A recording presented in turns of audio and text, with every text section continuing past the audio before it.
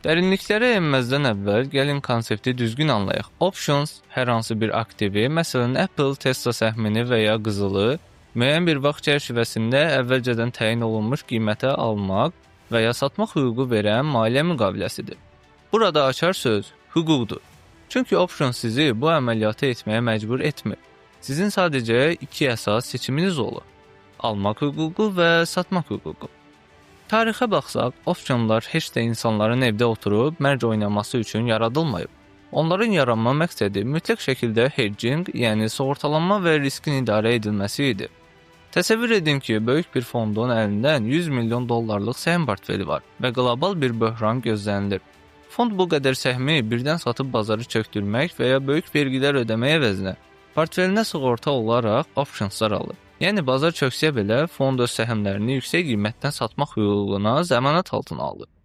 Bu ssenaridə options mükəmməl bir alətdir. Lakin bu gün pərakəndə investorlar optionslardan sığorta məqsədi ilə yox, tamamilə spekulyatив məqsədlərlə, açığı desək, kazino məqsədi ilə istifadə edirlər. Əllərində heç bir səhm olmadan yalnız havadan istiqaməti təxmin edərək pul qazanmağa çalışırlar və sistemin amansızlığı da məhz burada işə düşür.